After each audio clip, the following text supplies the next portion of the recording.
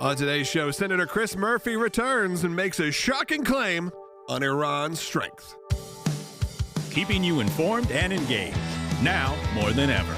This is Sekulow. We want to hear from you. Share and post your comments or call 1-800-684-3110.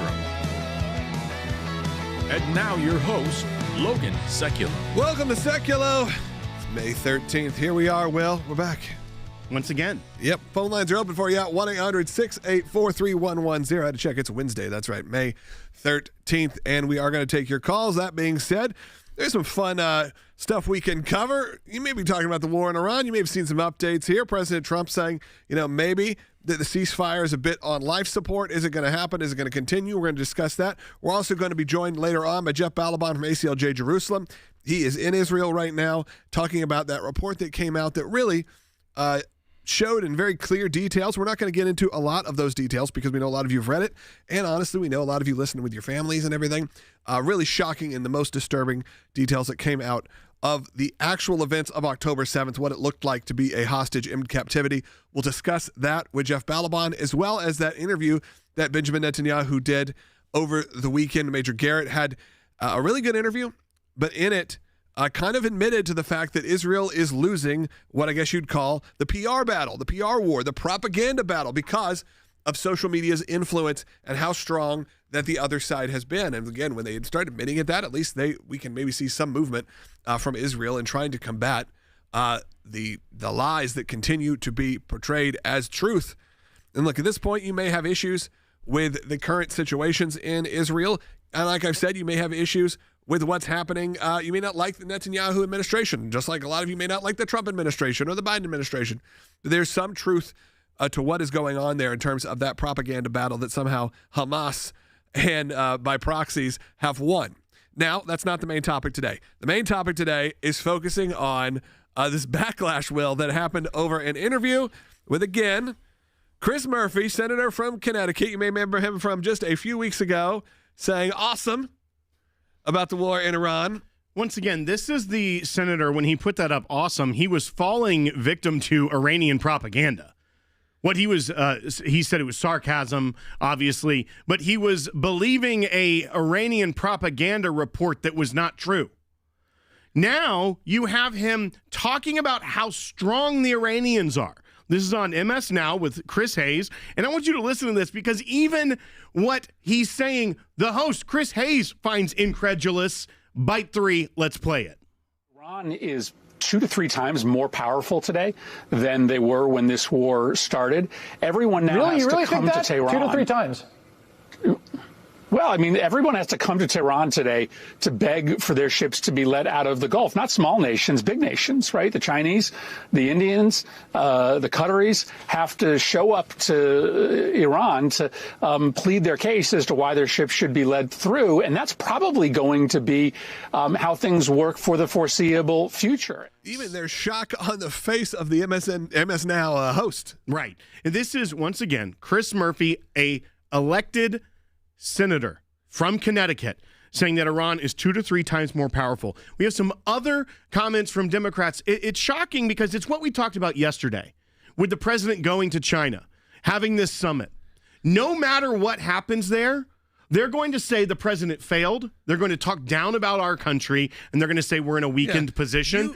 It's absolutely insane that we're at this point. You may not like the war in Iran, and I understand there's valid concerns with the war in Iran. But if you're telling me that Iran, the IRGC, is in better shape now, not only better shape, 2 to 3 times more powerful now than they were before the war began, you are just completely blind to what's really happening. Or like Will said, more than likely, you're just trying to spread your own narrative heading into midterms.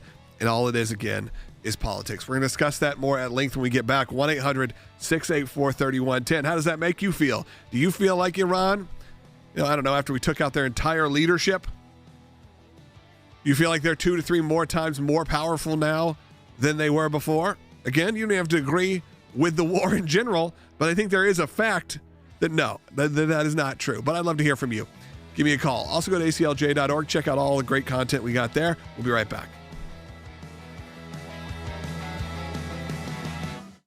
The president clearly frustrated, swiftly rejecting an Iranian response to the U.S. framework that was aimed at setting ground rules for deeper negotiations. After reading that piece of garbage they sent us, I didn't even finish reading it. It's clear the Iranian strategy is to try and drag out the conflict and survive as much as possible. The old maxim about warfare is you have to keep fighting until the enemy gives up. And so far, the Iranians haven't given up. Iran is 2 to 3 times more powerful today than they were when this war started. Everyone now has to come to Tehran. 2 to 3 times? Well, I mean, everyone has to come to Tehran today to beg for their ships to be let out of the Gulf. Not small nations, big nations. Their inflation rate is 67%. Their sale of barrels of oil has gone from 2.5 million barrels a day to 300,000. The rial, their currency, is now 1.8 million reals to the dollar. I mean, they are failing. I think the president may have to go to a place where we start using measured use of force to remind the Iranians that we could get back to a place where they're actively being degraded more and more and more. Say, look, you don't own the Strait of Hormuz. You've been talking smack. You've been trying to be a toll collector. That's not yours. That's an international waterway. You're not going to do that. And we have the ability to run ships through there. The Revolutionary Guard, the people that back up this horrible regime, they're going to stop getting paid. They're not going to be able to put food on the table. And when those types of things happen, history tells us the regime falls, and then we're in a position to dictate the terms of their surrender. Their latest response shows they're just not taking this process seriously. So we've been very patient with these guys. The president has been very patient with the Iranians. The Iranians don't see that as patience. They see it as weakness, and it's time to get their attention.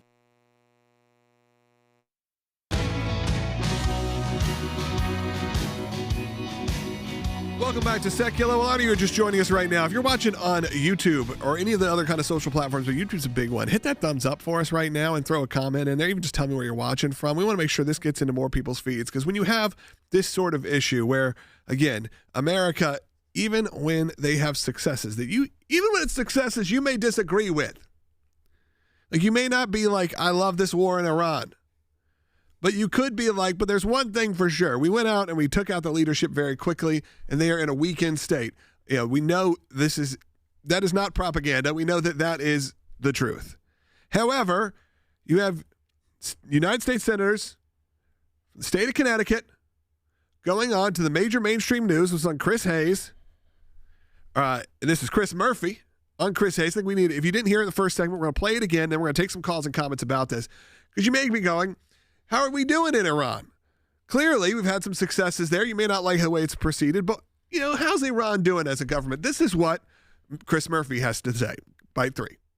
Iran is 2 to 3 times more powerful today than they were when this war started. Everyone now has to come to Tehran. 2 to 3 times? Well, I mean, everyone has to come to Tehran today to beg for their ships to be let out of the Gulf. Not small nations, big nations. Is really what I wanted you to hear. 2 to 3 times. And even Chris Hayes goes, what? You think that 2 to 3 times more powerful?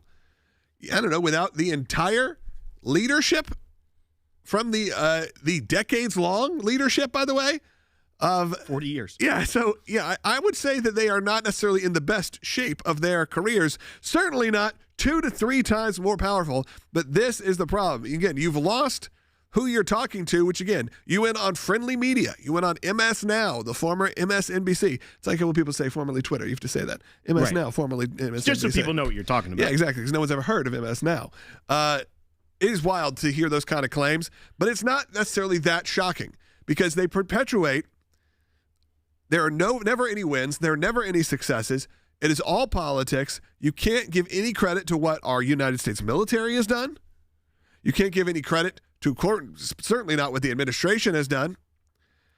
And then you have people from Connecticut like Tom on line 2. We should take Tom, who's got some thoughts on Senator Murphy. Go ahead. I said he is an embarrassment to our state. Eastern Connecticut is Republican. Western Connecticut is Democrat.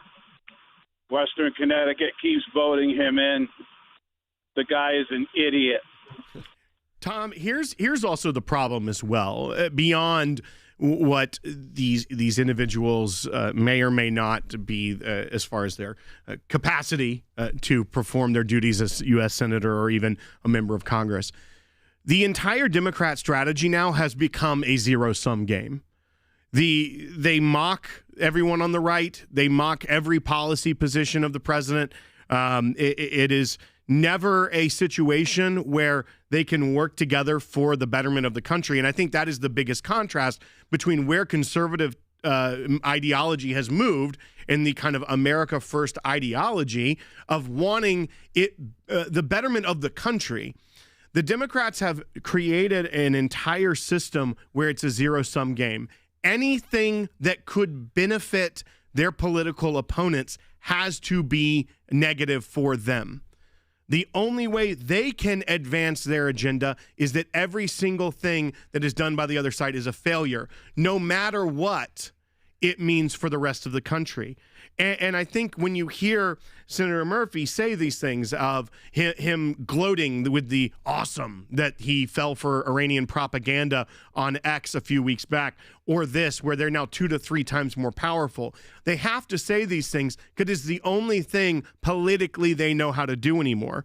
But I want to play this as well. This is a representative from Pennsylvania, Madeline Dean.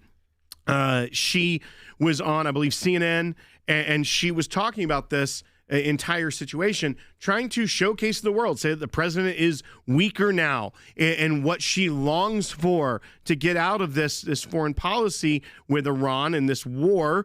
But this is a member of the House Foreign Affairs Committee. This is someone who should be very well versed in foreign policy, and you would also think to some degree would maybe play it a little safer for the men and women in uniform and maybe for the country in general. But here's what she says. Let's go ahead and play bite 5. Here's the president. He has wound up someplace else in a weakened position before President Xi with the hopes that maybe somehow the president will help him through the Straits of Hormuz. It's a very bad position for the United States. In terms of the president's wish or demand that Iran never get a nuclear weapon, we all think that. We've all thought that. If only we had something like the JCPOA, it would be a dream to go back to that agreement at this point, an agreement that the president tore up. So, Logan, 2 things in this one bite. One, already confirming what I said, is that he's gone to China and they're already mocking the president, already saying he's weakened, and he's hoping maybe somehow the president, referring to President Xi Jinping of China, will somehow help him through the Straits of Hormuz. That's one, mocking the president in this entire summit. 2, she's saying they long for is something, if only we had something like the JCPOA. When Chris Murphy is saying that Iran is 2 to 3 times more powerful today than they were, no, the Democrats made Iran infinitely more powerful than they are now earlier by giving them this world where, like, yeah, it's not something we hoped for. They could never have a nuclear weapon. We just could never figure it out. And the best chance we had was the JCPOA. It's all nonsense. We know that the JCPOA put Iran on the path to getting so close to the nuclear weapon, of being able to at will enrich and blow past any standards that the IAEA would try to monitor, as well as developing the ballistic missile technology that we see that could hit Europe, that they showcased, they put on a show for. Whose fault is that? Is it President Trump's? No. It's President Obama's and the Jake Sullivans of the world, of which I want to talk about something he said a little bit later as well. All of this goes to show it is the failure of the Democrat foreign policy for decades, and a lot of Republicans as well, that joined in this kumbaya kind of foreign policy that they could get along with Iran and that Iran would play by the rules. Yeah. Look, and they won't. I have a lot to go over in the next few segments, but I just got a text from our head of our social media team, and he said, you know what? I'm seeing a lot of clowns show up in the comments right now. Real so clowns? He's asked me to say to the YouTubers to send in the clowns. Haven't done this in a while. I don't do it, but you know what? By request only, send in those clowns. I want to take a phone call. Let's go to Bill in Wyoming on line 1. Bill, go ahead. Yeah, thanks for taking my call. It's been a while since I've been able to call you back.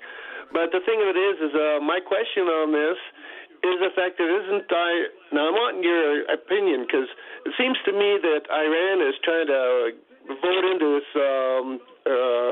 next election cycle by doing this, and because they did something like this 46 years ago when they said, tell you what, you elect President Carter for a second time in the White House, and we will go ahead and release the embassy people to you. And then there's also the business with Obama and Biden administrations giving these leeways to Iran. What's your opinion on that? Well, I think there's a couple ways you can look at this. One, yes, they are very well aware of the politics at home in the United States. It's why they've been so effective, even at using tools like X, to really mess with the ideology of a lot of people that would call themselves even conservatives. For sure. You see how well the propaganda from Iran has permeated the mindset of the American people. Even U.S. senators who would respond with awesome to lies that are put out on X, not fact-checking them himself or his office doing that, but just going along with it because it rings true, as the former CIA director John Brennan would say.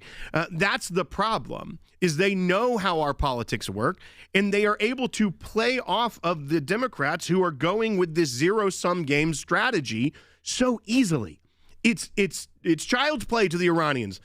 They don't have to be 2 to 3 times stronger to convince the Democrats of this, because all they have to do is say something that is Trump bad or Trump looks weak, and they will go along with it. Yeah, it's just a hook, line, and sinker. It's a shareable clip that you can use, and they can use in perpetuity, and then continue this conversation. When we do get back, and even the next half hour, again, I want to talk about that propaganda war. We've been discussing this at length. There are sometimes I've just thrown up my hands and said I can no longer really get into these debates with friends or with family or with random people that send me messages asking about what's happening in the Middle East, whether that is the U.S.'s involvement in Iran, the U.S.'s involvement with Israel, Israel's war in Gaza, Israel's war in Iran. Those kind of conversations happen, and I've kind of had to just stop because I realized there was nothing you could do. Like we've said, there is nothing that you can do to convince someone at this point when they've gone so far down a rabbit hole of social media propaganda that they never see the other side. I at least say that I could see the other side from them. I at least see what people are posting on both, but they clearly don't. And Israel is very, very aware of this, and they're trying their best to figure out what to do next. And it's always been an issue with Israel. Benjamin Netanyahu even said so. We'll play that clip when we get back. We'll be right back. A plea to the nation's highest court to take up the debate over redistricting in Virginia. Jay Jones wants the U.S. Supreme Court to pause Friday's Virginia Supreme Court ruling that April's referendum was unconstitutional. In the 4-3 decision, the justices said there was no required intervening election because early voting was already underway when lawmakers started the process. Democrats argue that there are 2 federal issues that SCOTUS needs to settle. The first is on what is the definition of election day. And then the second argument that they make, Drew, is actually one that goes back to a Supreme Court case a few years ago involving what constitutional authority state lawmakers have to set election rules. Suggesting that the state Supreme Court was partisan and out of its lane by overturning the will of voters and the action of the General Assembly. This is about state constitution and whether we followed the Constitution in order to change the Constitution. And I think our Supreme Court clearly ruled you cannot violate the Constitution in order to change the Constitution. It's up to the U.S. Supreme Court if they will hear the case. In 2023, the High Court turned down a request by North Carolina Republicans to overrule a state Supreme Court decision that blocked the GOP's congressional map. Historically, the U.S. Supreme Court has said the experts on state law and state constitutional matters are state courts. Chief Justice John Roberts handles emergency appeals from a region that includes Virginia, and the Chief Justice has instructed state Republicans to file their legal response no later than 5 p.m. Thursday. The big question at this moment is, do the justices think they even have authority to get involved? Because the Supreme Court, it doesn't automatically have the power to review judgments from state courts. It has to raise some sort of federal issue. And so Democrats here, they're trying to make 2 arguments as to why they say that the Supreme Court has jurisdiction.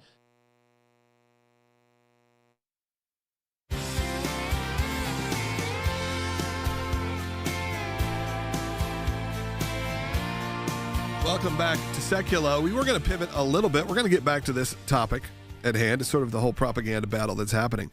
But there is an update of what was going on in Virginia, Will, and we wanted to chat about that a bit. That's right. We talked earlier in the week about how the Attorney General of Virginia was planning to file at the Supreme Court of the United States, taking that appeal out of the state court system after the Virginia Supreme Court said that the redistricting would not go forward as they had voted on, but now it's been appealed to the U.S. Supreme Court. We, at the ACLJ, I just got word we will be filing a brief tomorrow in this case, asking the Supreme Court to reject the petition of the Virginia Attorney General, basically saying the state court had settled it. We are not going to weigh into this. And that is the appropriate course of action here. One, because the ruling from the Virginia Supreme Court was based off Virginia state constitutional law. It wasn't based off of federal law or anything of that election law that they took into it. They said this is a violation of the state constitution. Therefore, the appropriate way for it to be handled is within the state. But two, there's a lot of talk here as well. And we've seen this even from the weird misspellings in some of their filings and also some of the ways that it was formatted, that the Attorney General of the state, it seems, may not really have a good grasp on what is even going on in the state. This is someone who, once again, in this zero-sum game, was okay with his political opponents facing violence in order to change their policies. But when it comes to the actual work of being Attorney General, it seems not to have as good of a grasp on this. There's even some people questioning if the relief that this Attorney General is asking from the Supreme Court of the United States would do anything, if he's not asking for the correct thing from the U.S. Supreme Court, because of what he's asking is the Supreme Court decision of Virginia to be overturned, but that would still leave in place the lower court issue. A lot of questions out of that, but the ACLJ will be representing all of our members as we put forward the brief tomorrow in Virginia against the Virginia Attorney General at the Supreme Court of the United States to say, listen, this is how the Constitution works. You should not even take this. There's actually a direct way for you to get involved right now. Sure, we are representing all of you all the time, but there's actually a way to put your name involved, get involved in this. You can do it right now. We have a new petition, Defend Election Integrity and the Constitution, specifically related to this, because the midterm elections, we know they're coming fast, and we see this attacks. I mean, obviously tomorrow we are filing that critical brief at the United States Supreme Court, and we need you to be a part of it as well. We have won before at the Supreme Court. They have listened to us. The ACLJ name carries weight. They take us seriously. And we also need that because people like you support the work of the ACLJ. And I'm not asking for your financial contribution right now. I'm asking you to just sign the petition. Be a part of it. Get involved right now. Hundreds of you have signed even just today. So be part. Nearly over 42,000 have signed. We're going to try to hit 50,000. Let's try to hit 50,000 people to sign this petition before tomorrow. That would be great. So go to aclj.org right now. Let's try to take it over the top. aclj.org/sign directly, SIGN, or scan the QR code that you see on the screen right now. When you do that, it's going to take you to a page. You can read the petition, make sure you agree with all what we're talking about here, and then sign it and be a part of it right now. Again, it's sort of getting in, being part of the team for election integrity. That's at aclj.org/sign. I do also want to take some calls and comments at 1-800-684-3110. A lot of these conversations are leaning back towards Iran. I want to make sure we cover that. Of course, we had that clip earlier from Chris Murphy. We can play that again. We can talk about what's going on. And then in the next half hour, we are also going to go live to Jerusalem to Jeff Balaban, who runs our office in Jerusalem. Remember, the ACLJ has offices around the world, and we think it's very important to have an office in Jerusalem because it's important for us to not only be able to tell you how it's going there, but for us to export our thoughts and feelings, and from the American side, to our friends, to our maybe some of our not friends, if you will, and we'll say enemies, but the people who maybe oppose what we do, and share how the American people actually feel. Because there's a large percentage of you that feel like you're underrepresented in media, you're underrepresented in podcasts, underrepresented in just the world in general right now, when you have had a decades-long support of Israel, and then all of a sudden in the last few years, you've had to not only rethink it, but rethink the way you address Jewish people, the way you address your support of the Jewish people. in public, what you can wear, what you can talk, how Jewish people can wear, what they can wear, what you can do in terms of terminologies on your T-shirts, things that have changed so rapidly. I mean, it's unbelievable. And I mean, one of the bites we're going to play later, it's from Benjamin Netanyahu. I think it's a very powerful bite. He talks about the war against propaganda that they had. I only saw that bite because someone on the right shared it as a negative and said, look what he's doing. He takes a phone out of they took a phone out of a journalist's hand. And all he's saying is, hey, with this phone, I can spread a lie. And if that lie is told over and over again, it becomes the truth to really the American people.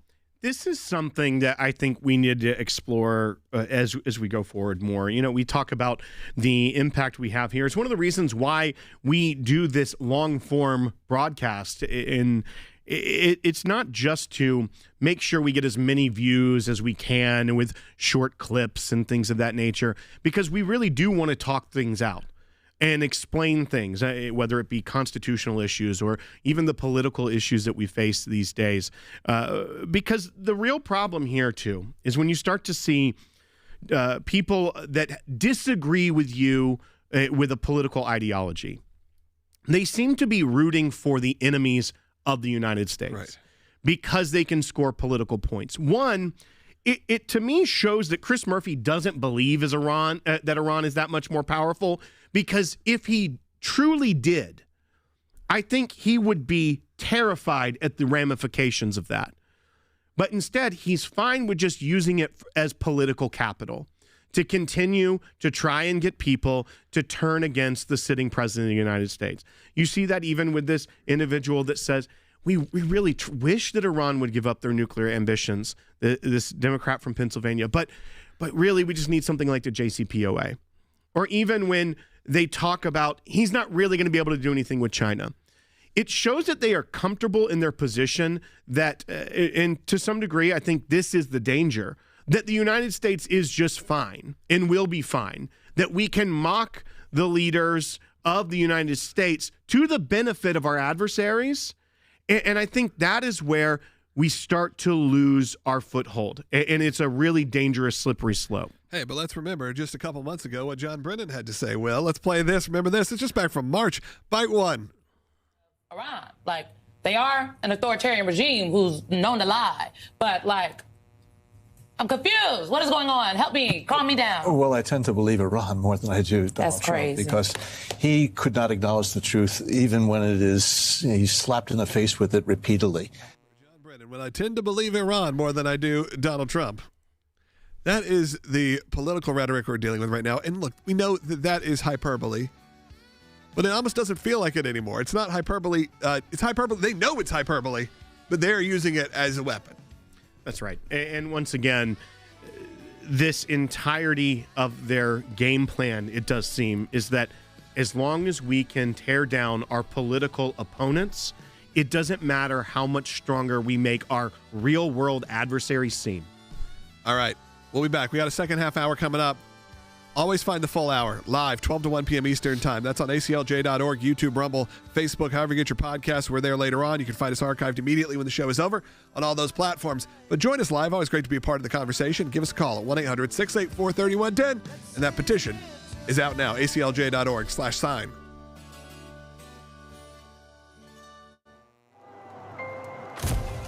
Some people think champions are bored, that it's a title that requires something only a handful can ever possess. But being a champion only requires a decision. Choosing what is right even when the loudest voices in the room say it's wrong, or that it can't be done, and then following it through no matter the cost. It can be a difficult stand, but it's one any of us can make, including you. You can change things. You can make a difference. You can be a champion. We cannot do what we do without you. By becoming a monthly donor, you can become a champion of life. A champion of liberty. A champion of freedom. Please join us. Become an ACLJ champion today.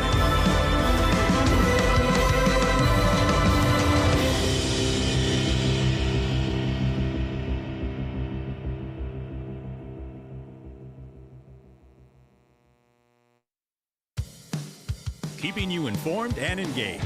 now more than ever. This is Sekulow. And now your host, Logan Sekulow. I always say that's a short, break. And it is a short break. It's real short. It's hard to even couldn't have even a catch sip. your breath. I couldn't. I had to stop there. Welcome back to Sekulow. Second half hour for you. This is Logan Sekulow, Will Haynes in studio. Next segment, we're headed over to Jerusalem live with ACLJ Jerusalem, Jeff Balaban. So you want to stay tuned for that. If you've got a question or comment related to the current situations unfolding in Israel, you can also give us a call at 1-800-684-3110. A lot of you calling right now about Iran. A lot of you calling about Virginia, sort of the combination of both. We're going to take some calls related to that. Maybe we'll go ahead and take one real quick off the bat because a lot of you are calling about even that soundbite we played where Chris Murphy said, you know what? I think Iran is 2 to 3 times more powerful now than they were before the war. And even the hosts at MS Now, Chris Hayes, had to laugh and say, really? You think that 2 to 3 times? And that was a direct quote. We played that bite now so many times. Not going to play it again right now. But a lot of you got spurred some interest from that. Let's go ahead and take a call related to this. Let's go to line 1. Amy is calling from California. Go ahead. Hi, how you doing today? Great. Oh, yeah, I just can't believe it. There's just so many things I want to say, but just real quick on just 3 real quick points is that, I don't understand why we can't be united, in this situation. When we're putting our president down, our commander in chief, when he's on his way or already in Beijing to talk to some people that, that could really hurt us and just make him look so weak, is make things so difficult, for us to get what we want. I mean, they're already considering his failure right from the beginning without him even sitting down yet, and it's frustrating. I believe he saved our butts by pulling us out of that. I don't know what Obama was thinking when he did that, that joint comprehensive plan of action, right. The JCPOA. I don't know what they were thinking. Yeah. But we have Amy, to. And what a lot of the Democrats forget is that by now there was a sunset clause. Like that deal would already be over. So even that, we would still have to be negotiating with the Iranians again to try and figure something out, because the deal that they were repeatedly cheating on, they were also building up an arsenal of ballistic missiles because there were no checks on that, would have to be being renegotiated once again. So to your point, yes, I agree with you on that. It's a great thing we pulled out of that because we could be stronger with sanctions and things of that nature on Iran. But you also see what they did. The orchestration of October 7th, all of these issues, that their power regionally and the impact it had on the world was not stymied under the plans of President Obama and Joe Biden. It was made, they were much more powerful and had much more impact. And to your point about the unity, this quote has always stuck with me because it came from an unlikely source for someone on the political right or the conservative ideological sphere to repeat. But this was from Christopher Hitchens. And he was reportedly famous for, when with people, giving a toast saying, "To the Constitution of the United States and to the confusion of all her enemies." And that coming from someone who on the ideological spectrum is so far removed from where we sit as social conservatives, political conservatives, constitutionalists, it just rings true of the unity of, yes, the United States used to, at least, even if you disagreed on what the Constitution said, had this bedrock that to the Constitution of the United States, and all of us wanted the enemies of the United States to fail and to be confused by the actions of the United States and to not be able to succeed against us. But it's not like that anymore. You now see Democrats quite saying the opposite of, forget the Constitution of the United States and to the confusion of our administration against the enemies of this great nation. It's ridiculous when you start to think in terms of how they're playing this game. Phone lines are open for you. We're going to head to the next segment with Jeff Balaban at ACLJ Jerusalem. Remember, the ACLJ has offices around the world, and one of the ones that we always feature here as much as we can is their ACLJ Jerusalem office. And right now, it could not be more important to have that base. So I encourage you to go to aclj.org, support the work if you can, because you are supporting things like ACLJ Jerusalem, the European Center for Law and Justice, and so much more. Some we can talk about, some we can't. But you're part of that team, part of that family, and know that I really appreciate it. When we get back, we're headed live to Jerusalem with Jeff Balaban, so stay tuned.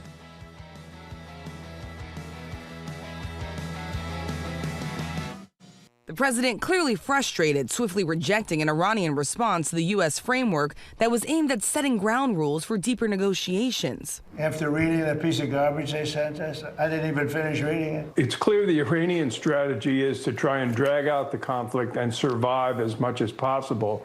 The old maxim about warfare is you have to keep fighting until the enemy gives up. And so far, the Iranians haven't given up. Iran is 2 to 3 times more powerful today than they were when this war started. Everyone now has to come to Tehran. 2 to 3 times? Well, I mean, everyone has to come to Tehran today to beg for their ships to be let out of the Gulf. Not small nations, big nations. Their inflation rate is 67%. Their sale of barrels of oil has gone from 2.5 million barrels a day to 300,000. The rial, their currency, is now 1.8 million rials to the dollar. I mean, they are failing. I think the president may have to go to a place where we start using measured use of force to remind the Iranians that we could get back to a place where they're actively being degraded more and more and more. Say, look, you don't own the Strait of Hormuz. You've been talking smack. You've been trying to be a toll collector. That's not yours. That's an international waterway. You're not going to do that. And we have the ability to run ships through there. The Revolutionary Guard, the people that back up this horrible regime, they're going to stop getting paid. They're not going to be able to put food on the table. And when those types of things happen, history tells us the regime falls, and then we're in a position to dictate the terms of their surrender. Their latest response shows they're just not taking this process seriously. So we've been very patient with these guys. The president has been very patient with the Iranians. The Iranians don't see that as patience. They see it as weakness, and it's time to get their attention.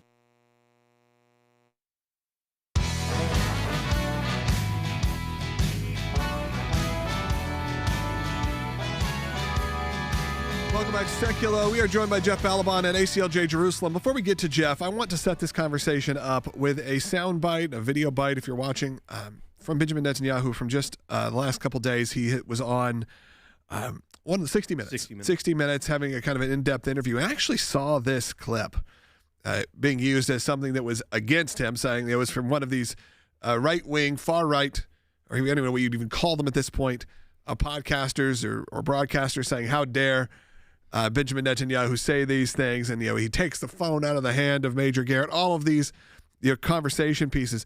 But he's holding a phone and he essentially says, the narrative is controlled here. And he at least admits that Israel has not done necessarily the best job in fighting this battle correctly in terms of the propaganda that comes out of social media. So I want to start with this. This is bite 6. The deterioration of the support for Israel in the United States almost, I would say it correlates almost 100% with the geometric rise of social media. And that by itself is not what caused it. And I don't believe in censoring them or anything, but I'll tell you what happened. We have several countries that basically manipulated social media, and they do it in a clever way. And that's something that has hurt us badly. Hurt us badly, and then later on progressively says, and sorry, the soundbite actually cut out a little earlier than I was hoping, says essentially, Jeff, that we know we have been struggling with propaganda and the battle against it. Israel certainly could be doing a better job. And we know that is been a issue that Israel has had for a number of years, which is when you have a not only in social media, but even say in the mainstream media, against you for so long, it's easy for the American people to get swayed against them. Absolutely. Israel, I'm often asked, Israel seems strong. Israel knows it has to protect its very existence from massive enemies. So Israel's certainly going to get the job done, right? And I always feel like Israel will get the job done, but somehow there's a problem. And that is that Israel and the Israelis, and I think Jews in general, have a hard time really understanding the depths of the depravity of its own enemies. I think that Israel, for example, was shocked by what happened on October 7th when they shouldn't have been. They should know that's what the nature of their enemies has always been, raising generations to think that mass rape and murder, murdering little children is a fine thing. And they also overestimate the goodness of the world when it comes to how they view the Jews. And Israel, no matter how else you want to slice it, is just viewed as the Jew in the room at the UN. So yeah, it's a problem that now these lies are propagated not just by social media, but now we have, and I think we're going to talk about this. Now we have what's always called the paper of record of the New York Times, which just came out with an absolute blood libel, absolute absurd set of reports about with terrible, like no real documentation, just relying on basically Hamas and other Palestinian terrorist type operatives, alleging crazy crimes by the Israelis, including everyone's favorite, that the Israelis have trained dogs to rape Palestinians, something which is actually turns out to be physically impossible. Dogs won't rape humans, but it doesn't matter. The New York Times is publishing this. And even if the New York Times publishes a correction, which it may or may not do, it's out there, and the echo chamber of this ubiquitous social media will now turn this into a fact all over the globe. And to that point even as well, Jeff, the truth sometimes is even harder to get out, because when you even use the terminology of the crimes that Hamas committed, there's this new report called Silence No More. I encourage people to be very clear. If you go read this, it is devastating. Yeah, it'll stick with you. About the terror and the untold atrocities that Hamas committed against victims during the attack and during the holding of these hostages. It is one of the most devastating things. This is a 300-page report. I have not read the entire thing, but when you do read it, it sticks with you. You cannot read all of it. And humans should not be consuming this kind of thoughts, knowing that this is out there. But it's no surprise that this report of what Hamas was actually doing by this independent civil commission on October 7th, crimes by Hamas against women and children, at the very same time this drops, and if you can, it is something you should at least get a highlight of, read an article explaining it, because you need to know how evil that the things and the terror that goes beyond just killing people. It's devastating, but at the same time, the New York Times, as you mentioned, could not let this be the only thing in the room. It had to report lies at the same time to combat this. They are falling victim to the terrorists' propaganda once again. And it's hard to get the truth out, because you will, if you're reading these things, saying these things on social media, you'll see your platform censored. But those that are evil and do not care will bombard social media with the lies and get away with it, Jeff. Yeah, listen, the perpetrators of these atrocities on October 7th, they proudly videotape themselves. They proudly put it up on social media. They called home to boast to their parents about the numbers of women and children they were raping, mutilating, abusing. By the way, we're all being careful about this because it's so horrific that we really don't want to talk about it explicitly. And everything we're saying is just the barest glimpse. You should be aware of it. I agree with you, Will. People should look at this, but you don't want to have to read the whole thing. It's beyond horrifying. And the point is that knowing this report was about to come out, this report, by the way, which is hundreds and hundreds, I think it was close to 2,000 hours of testimony. It was endless reviews of video and hundreds of people being interviewed, hundreds of survivors. This was done at the highest levels of scrutiny and care. Right. And here the New York Times drops this the day before this report comes out. The New York Times drops this piece with Nicholas Kristof, which is absurd from beginning to end. And all the attention is on that. And so the victims are once again being blamed for what is being done to them. It is this horrible cycle of evil that we're going down and down and down into. And the world reacts this way. Listen, charges of genocide against Israel, charges of starvation against Israel, charges of targeting churches. All of these were made. All of these were believed. All of these caused people to attack Jews around the world, and none of them were true. They just dissipate as if they don't matter a couple of months later. And one of the things, go ahead. Except for the attacks against Jews. Yeah, and that's true. And I feel like those get very little attention, especially here in the States. I mean, I told Will, it's not that I've given up trying to talk to some of my, I would say, friends who may be on the other side of this issue, but I've noticed, and this is where Netanyahu mentions that they have lost the propaganda war. Propaganda may be seen as like a dirty word, and I understand that, but I understand what he means, which is it's not even getting to them. And then when I share something, it's like, oh, well, yeah, that's kind of bad that people are getting stabbed in the UK in a Jewish neighborhood just because they're Jewish. Yes, we understand that's not great. but it's treated very offhandedly. We have something like Eurovision, which hits this weekend. It became become completely politicized. Something that was grab your family, get around the TV, and watch and see how these countries all battle it out for a pop song. Now you have Israel qualifying for the finals, ringing with chants of Free Palestine, chants of Stop the Genocide, as the hosts tried to cover for what's going on here. I mean, it's wild that this has become just the regular. Well, and to that point as well, Jeff, the difference between the Israelis and their enemies are that the Israelis care about the humanity of the victims. And that was the big debate right after October 7th, because we knew the world would turn, but it was is this footage released? Is it released? And there was reports of lawmakers, members of the Knesset in Israel, that got physically ill, would throw up watching the footage from October 7th. And there was the big debate, should more footage be released so the world can see what these monsters did? And Israel, except for very, very minimal amounts of footage, protected the dignity and the humanity of the victims.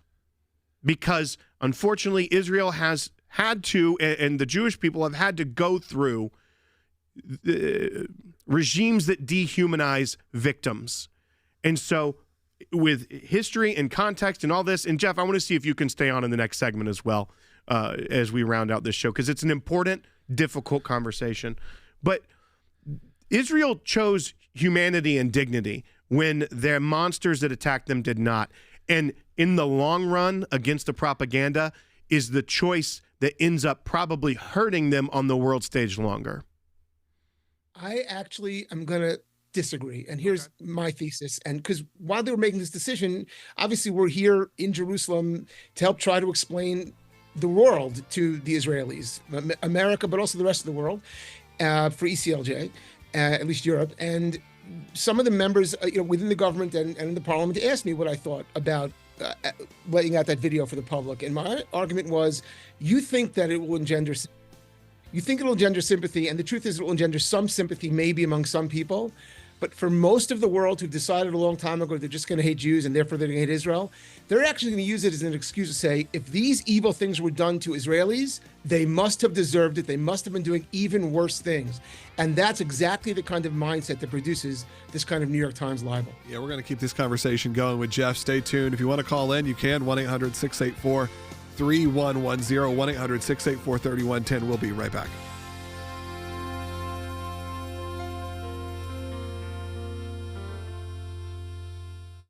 A mayor of a Southern California city outside of Los Angeles, of Arcadia, of course, it's not a big city, but certainly not a small city as well. It's a major area, has admitted, pleading guilty, again, this is an elected official, a mayor, of being a spy for China. What we've got on one hand is the president going over for this summit with Xi Jinping, taking over a roster of American CEOs. This is to try and kind of settle some of the economic differences between the two countries. At the same time, you have this plea agreement that came out. This is between the United States of America and Eileen Wang, who was the mayor of Arcadia, California.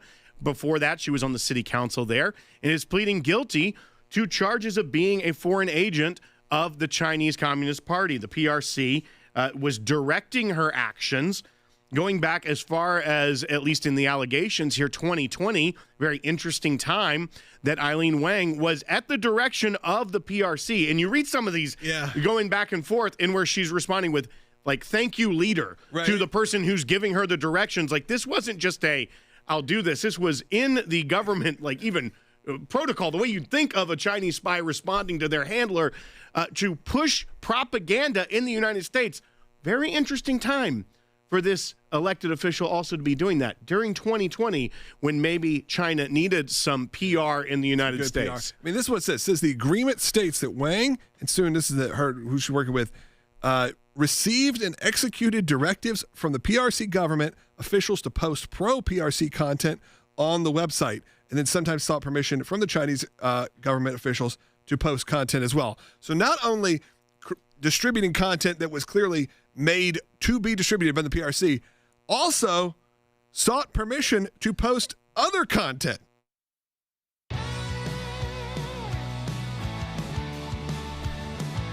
Welcome back to Sekulow. We are going to take some calls potentially in this last segment of the show today, 1-800-684-3110. We are still joined by Jeff Balaban, who is in ACLJ, or is in Jerusalem, part of ACLJ Jerusalem. Again, a very important office that we think is right now. I mean, when we see this sort of chaos breaking out, we see this propaganda battle that's happening, and we see that Israel sometimes loses that battle, as Benjamin Netanyahu said. And look, I've been saying that for years and years, way before October 7th, way before any of this, saying if there's one thing, for some reason, when they start throwing out all the conspiracy theories that the Jewish people control the media, control the entertainment industry, one thing can be true. If that's the case, we do a very, very poor job at this one big portion, which is the worldwide PR campaigns, to where it connects. And look, some of it is a little bit lost in translation, if you will. Not necessarily between English and other languages, but just in cultural, as you said. Right. Sometimes it is being a little bit more respectful for what's happening. And as Jeff even said, a generation of even Israelis growing up to be, and rightfully so. I mean, I'm very happy that sense of growing up to be respectful people who are respectful to all the nations that even surround them, even the ones that want to kill them. Well, and here is a continuation of that from Benjamin Netanyahu with Major Garrett. Let's play Bite 9 really quickly, and then we'll go back to Jeff. Is your belief, Mr. Prime Minister, that nothing that Israel has done, tactically or strategically, has made no mistakes, either in Gaza or the West Bank, that have, in their own way, contributed to this negative impression of Israel, whether it's on social media or someplace else? No, of course. Look, it's war. And in war, armies sometimes miss, and civilians die. And these are mistakes. These are not deliberate things that happen. Israel is besieged on the media front, on the propaganda front, and we've not done well on the propaganda war. Jeff, when you also go back to this, one, even the phrasing of Major Garrett's question there shows that there's that implicit bias. So even having this conversation. But when we go back to this report of the atrocities of Hamas, and we talk about the New York Times report, just to show how insidious the U.S. media is against Israel, which, the crazies on the right will say is controlled by the Jews. The U.S. media is obviously controlled by Israel and the Jews. But, and the weather. But the report that they drop from Nicholas Kristof, they also do it as an opinion piece. It goes to show how they even try to hedge themselves from any sort of real consequence for reporting this type stuff. And that's how they use Nicholas Kristof. I followed his work for decades. They use him for these kind of geopolitical hit pieces, especially against Israel, because they do it through their opinion columns at the New York Times. They don't have enough reporters to thoroughly vet a story and go through their legal department. They have to run it through Nicholas Kristof in the opinion section to try and combat what this NGO put forward of the atrocities of Hamas. It shows the entire playbook when you look at it as well. It's a very insightful point. And that obviously I come out of broadcast journalism. I worked, we just had Major Garrett, who worked at CBS for a number of years. And, that notion of trying to get deniability, plausible deniability, printing something which is so absurd on its face, so libelous on its face, but they know at the New York Times, they know that they're still giving this message the imprimatur of the New York Times. And that is devastating. It's evil. But look, the New York Times, for those who don't know, has just an atrocious track record. The New York Times is essentially in the business of Holocaust denial throughout most of the Holocaust's existence. So this is not a new thing. The New York Times, again, a paper that in particular, people who hate Jews love to claim is controlled by the Jews for some, Just insidious New York in the headline, I think, in the title, yeah.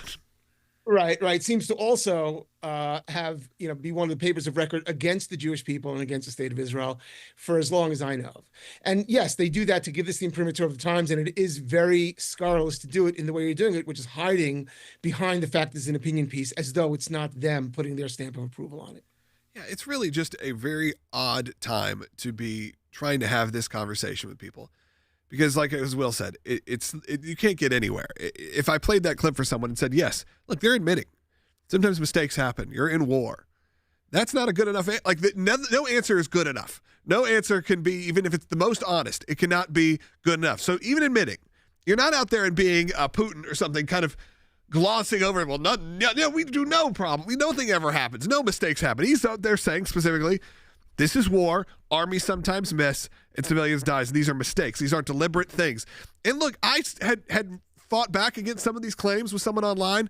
And I was like, look, and a lot of them even came into being the anti-Christian sort of messaging that's getting out there right now, which is saying, if you've ever been to Israel, you know how Christians are treated and yada, yada, yada, and being this, attack. And I'm like, I've been there so many times. I've practically lived there, spent months there. And they'll go, well, they showed you a version of Israel. They hid I was like, yes, all of the residents, all of the citizens, all created some ruse for when we showed up to a restaurant, they served us well. It's just... And Jeff, we've only got a couple of minutes left here, but this is something we actually, because of the gravity of this, weren't even going to get into today. But even the fact that, this is the eve of Jerusalem Day, and talking about the difference pre-Israel as a state and how Christians were treated and where they were allowed to go. As of now, even that is you can't combat all the lies. You don't have enough time.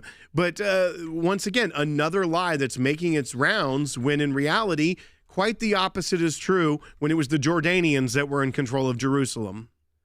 I think this is a great pivot at the end of this show to something more positive, which is, 59 years ago tomorrow, although it's actually Thursday night, Friday, but they moved it up to Thursday because Friday's a day off, going right into the Sabbath here. So tomorrow they're celebrating the 59th anniversary of the reunification of Jerusalem, the 67 war. But people should know that from 1948 to 1967, in 1948, the Arab Legion invaded the nation state of Israel, tried to wipe it out, obviously was unsuccessful. They've been trying to complete the job ever since.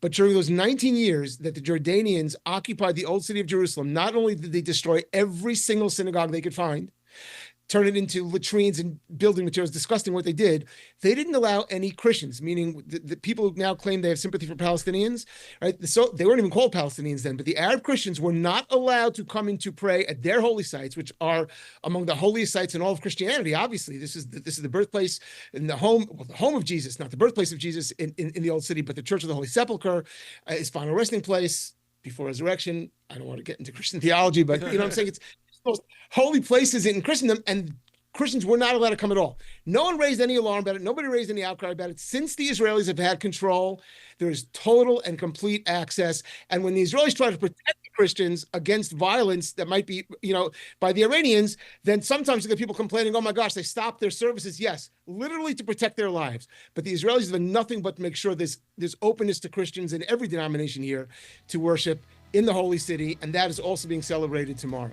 Jeff, thank you so much for joining us, giving us a little more extended time today. I know you're spending the last few days there for a little bit, and it's always good to have our team in Jerusalem to really give you a full report on everything that's happening. So thank you, Jeff. With that being said, I want you to get involved with the ACLJ today. We only got 40 seconds left.